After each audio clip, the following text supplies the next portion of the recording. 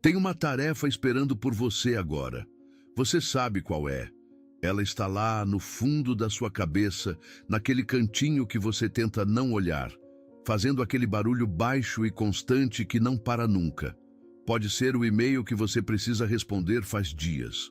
Pode ser o projeto que você abre, olha por 2 minutos e fecha sem ter feito nada. Pode ser a ligação que você sabe que precisa fazer, mas que toda vez que você pensa nela, você encontra alguma outra coisa urgentíssima para fazer antes. Pode ser a academia que você pagou, a dieta que você prometeu, o curso que você comprou e que está lá na sua lista de reprodução com 0% de progresso faz semanas. Você sabe o que é. E você sabe que não fez. E essa consciência de não ter feito, carregada dia após dia, pesa mais do que qualquer tarefa que você poderia ter simplesmente começado. Eu passei anos achando que procrastinação era preguiça, que era falta de disciplina, que era um defeito de caráter que algumas pessoas tinham e outras não tinham, que as pessoas produtivas eram assim porque nasceram assim, porque tinham algo que eu não tinha, uma força de vontade especial, uma motivação natural que chegava na hora certa e durava o tempo necessário. Até que eu entendi que procrastinação não tem nada a ver com preguiça. Procrastinação é uma resposta emocional a algo que o seu cérebro percebe como ameaça. Pode ser ameaça de fracasso, de julgamento, de não ser bom o suficiente, de fazer errado, de se comprometer com algo e não conseguir entregar. E o seu cérebro, que tem como função primária te manter seguro, encontra formas extremamente criativas de te manter longe de qualquer coisa que possa gerar desconforto. E o nome dessas formas criativas é procrastinação. Quando eu entendi isso, a culpa que eu carregava por não conseguir começar as coisas mudou de natureza.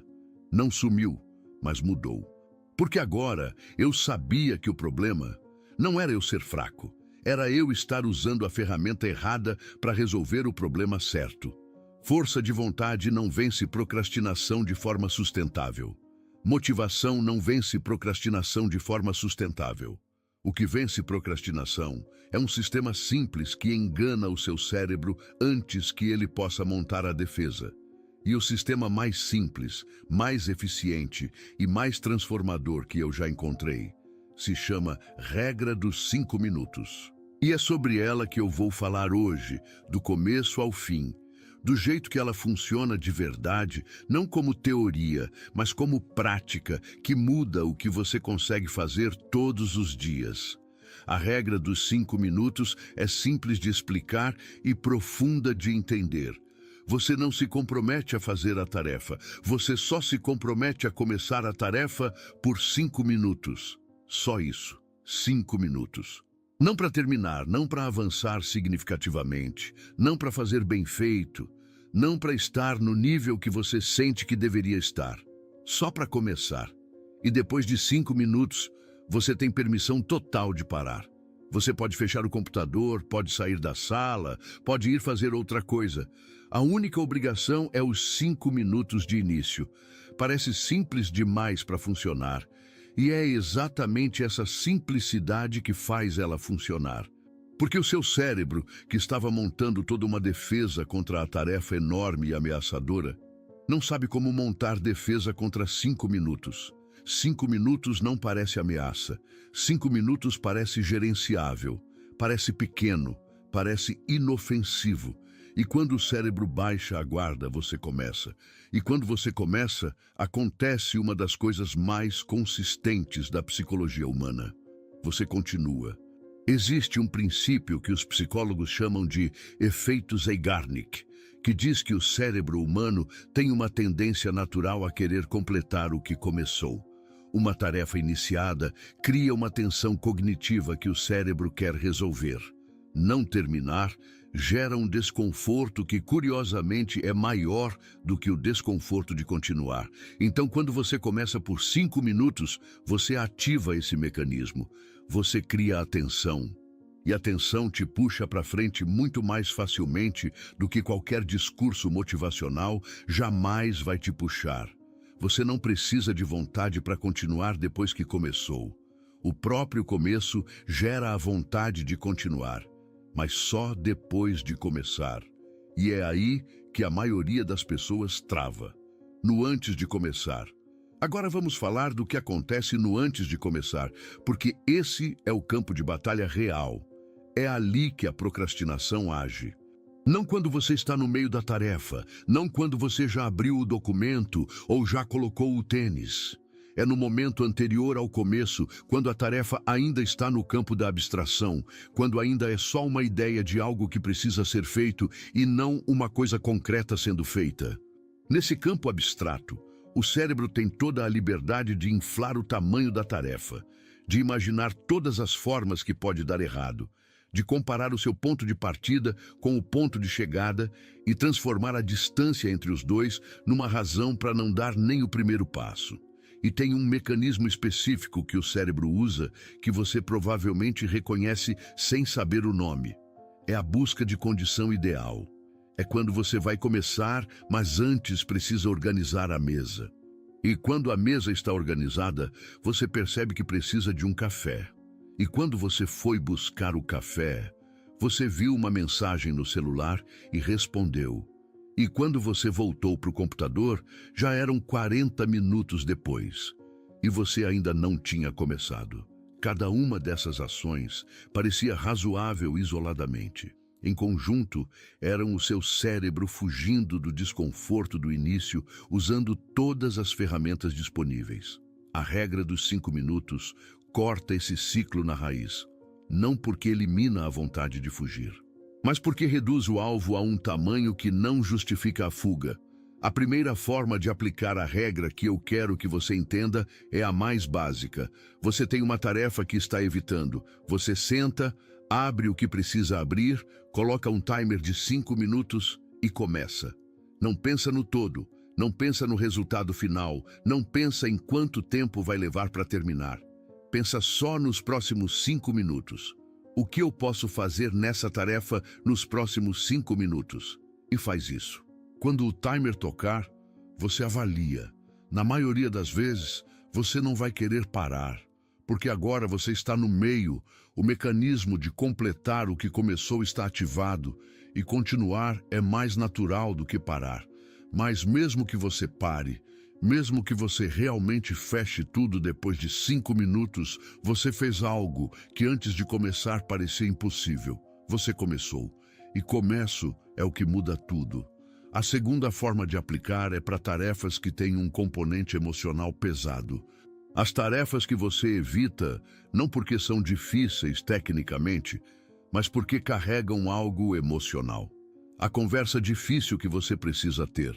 O documento que representa uma decisão que você ainda não quer tomar de verdade. O projeto que simboliza um sonho que você tem medo de não conseguir realizar. Essas tarefas não travam por dificuldade técnica, travam por peso emocional. E a regra dos 5 minutos funciona aqui também, mas com uma adaptação. Você não começa pela tarefa em si. Você começa por ficar 5 minutos presente com a tarefa sem fazer nada. Só abrir, só sentar na frente, só olhar, sem pressão de produzir, sem expectativa de avançar. Só 5 minutos de presença com o que você estava evitando. Esse contato, mesmo sem ação, já começa a dissipar o peso. A coisa que você evitava começa a virar só uma coisa. E coisa tem começo, meio e fim. Coisa pode ser feita. A terceira forma de aplicar é para hábitos que você quer criar, mas que não consegue tornar consistentes. Academia, leitura, meditação, qualquer prática que você começa com empolgação e abandona quando a empolgação vai embora. A regra dos 5 minutos aplicada a hábitos funciona assim. Você não se compromete com o hábito completo. Você se compromete com 5 minutos do hábito. Não vai malhar 1 hora. Vai colocar o tênis e ficar 5 minutos em movimento. Não vai meditar 20 minutos. Vai sentar e respirar por 5 minutos. Não vai ler um capítulo. Vai abrir o livro e ler por 5 minutos. Esse comprometimento mínimo tem 2 funções. A primeira é garantir que você faz alguma coisa mesmo nos dias em que a resistência está alta. A segunda, e mais importante, é construir a identidade de alguém que faz, porque a identidade se constrói em evidências. E cada dia que você faz os 5 minutos é uma evidência a mais de que você é alguém que mantém o que decide. A quarta forma de aplicar é o que eu chamo de empilhamento de 5 minutos. Quando você tem um dia em que a procrastinação está particularmente forte, em que cada tarefa parece uma montanha, em que a resistência está em todos os lados ao mesmo tempo, você não tenta vencer tudo de uma vez. Você escolhe uma tarefa. 5 minutos. Quando o timer tocar, se quiser parar, para. Se quiser continuar, continua. Depois, em algum momento do dia, outra tarefa. Mais 5 minutos. E assim por diante. No final do dia, você pode ter feito 3, 4, 5 tarefas que estavam travadas cada uma por 5 minutos ou mais. E o dia que parecia impossível no começo, virou um dia de mais avanço do que você esperava. Não pela força de vontade de resolver tudo, pela inteligência de começar pequeno e deixar o início fazer o resto. Agora, eu preciso falar de algo que está por baixo da procrastinação e que a regra dos 5 minutos toca sem que você perceba de imediato. É o perfeccionismo. O perfeccionismo é o primo sofisticado da procrastinação. Ele não diz, eu não quero fazer isso. Ele diz, eu vou fazer quando puder fazer direito. Quando tiver tempo suficiente, quando estiver no estado mental certo, quando as condições forem adequadas, quando eu souber o suficiente para fazer bem feito. E enquanto espera a condição perfeita que nunca chega, o perfeccionismo produz exatamente o mesmo resultado que a preguiça mais explícita. 0. A regra dos 5 minutos é o antídoto direto para o perfeccionismo porque ela não pede perfeição. Ela pede início. E início imperfeito supera a perfeição que nunca começa em absolutamente tudo que importa. Você não precisa estar no seu melhor para começar. Você não precisa ter todas as respostas. Você não precisa ter clareza total sobre o caminho inteiro antes de dar o primeiro passo. O primeiro passo gera clareza que o planejamento nunca gera. Porque quando você age, você encontra obstáculos reais, não imaginados. Você descobre o que de fato é difícil, não o que você achava que seria difícil. Você percebe que metade dos problemas que você antecipou não existiam e que os problemas reais têm solução que você só encontra no movimento, não na antecipação. A ação é o melhor pesquisador que existe. E 5 minutos de ação geram mais informação real do que horas de planejamento. Tem um outro elemento que precisa ser endereçado quando falamos de procrastinação e que é tão importante quanto a regra em si. É o ambiente. O seu ambiente trabalha com você ou contra você. E a maioria das pessoas não escolhe o ambiente de forma intencional. Você tenta trabalhar com o celular do lado, tenta se concentrar com notificação ligada. Tenta começar uma tarefa num espaço que tem 10 outros estímulos competindo pela sua atenção. E aí, quando não consegue começar, se culpa por falta de disciplina. Mas o problema não é só você. É o ambiente que você criou ao redor da tentativa. Antes de aplicar a regra dos 5 minutos, prepara o ambiente para que os 5 minutos sejam possíveis. Celular na outra sala ou virado para baixo com o som desligado. Abas desnecessárias fechadas no computador. Notificação desativada pelo período da tarefa. Superfície de trabalho limpa o suficiente para que o olho não fique vagando. Esses ajustes não eliminam a resistência, mas reduzem o atrito do início. E reduzir o atrito é o que torna o primeiro passo mais fácil. Você não precisa de força de vontade de aço se o ambiente não está te puxando em 10 direções ao mesmo tempo. E tem mais uma coisa que o ambiente inclui que as pessoas ignoram. É o corpo. O seu estado físico no momento em que você tenta começar impacta diretamente a resistência que você sente. Tentando começar uma tarefa com fome, a resistência está mais alta. Com sono, mais alta ainda. Depois de 3 horas de tela sem se mover, a mente está lenta e o atrito é enorme. Antes de aplicar a regra dos 5 minutos em qualquer tarefa importante, verifica o estado básico do corpo. Comeu alguma coisa? Bebeu água? Moveu o corpo nos últimos tempos? Um copo de água e 2 minutos de movimento antes de sentar para trabalhar reduz o atrito de início de um jeito que você só acredita depois que experimenta. O corpo e a mente não são separados. O que você faz com um afeta o outro de forma direta e imediata. Agora vamos falar de como você vai usar isso a partir de hoje, não amanhã, não na semana que vem, hoje. Porque se você terminar esse vídeo sem aplicar nada, ele vai virar mais um conteúdo consumido sem resultado. E conteúdo consumido sem resultado é, ele mesmo, uma forma sofisticada de procrastinação. Você assiste, você aprende, você sente que está progredindo, mas não fez nada ainda. O progresso real começa quando você fecha o vídeo e abre a tarefa que estava evitando. Então, antes de qualquer outra coisa, eu quero que você pense agora numa tarefa. Uma só. A que está há mais tempo na sua lista mental de coisas por fazer. A que você pensa todo dia e todo dia encontra uma razão para não começar. A que quando você deita à noite ela aparece e te lembra que ainda está lá esperando. Pegou ela na cabeça? Boa. Quando esse vídeo terminar, você vai abrir um timer de 5 minutos e vai fazer uma coisa relacionada a essa tarefa. Uma coisa. Qualquer coisa. Abrir o documento. Escrever a primeira frase. Mandar a primeira mensagem. Fazer a primeira pesquisa. Qualquer ponto de entrada. 5 minutos. Só isso. E se você chegar nos 5 minutos e quiser parar, para. Você cumpriu o que eu estou pedindo. Você começou. E começar já é mais do que você fez ontem com essa tarefa e mais do que você vai fazer amanhã se não mudar alguma coisa hoje. Mas eu já te adianto o que vai acontecer na maioria das vezes. Você não vai querer parar nos 5 minutos. Você vai olhar para o timer, ver que tocou e vai perceber que está no meio de algo que está fluindo. E vai continuar. E a tarefa que parecia impossível antes de começar, vai parecer gerenciável depois de começar.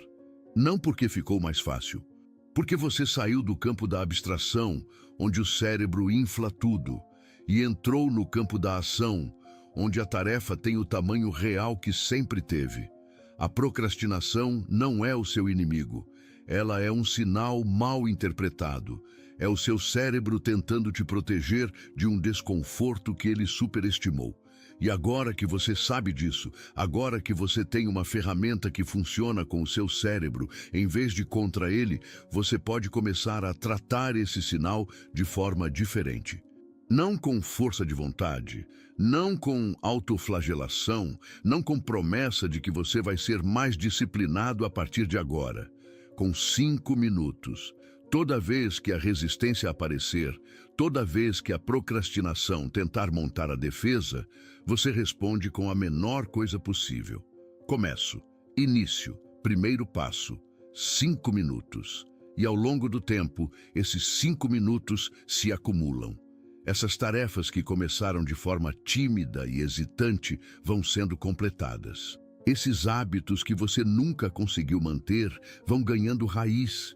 Essa versão de você, que faz o que disse que ia fazer, vai se tornando mais real, mais consistente, mais natural. Não porque você ficou mais forte, porque você ficou mais inteligente sobre como funciona a sua própria mente.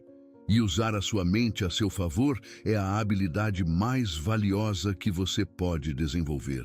E me conta aqui nos comentários. Qual é a tarefa que você vai começar nos próximos 5 minutos depois que esse vídeo terminar? Escreve aí embaixo, porque quando você escreve, você se compromete. E quando você se compromete em público, você cumpre. É a mágica do compromisso. E compartilha esse vídeo com aquela pessoa que você sabe que está travada, que fica falando que vai fazer e não faz, que tem potencial de sobra, mas que a procrastinação está impedindo de chegar onde poderia chegar. Manda esse vídeo. Pode ser o empurrãozinho que faltava.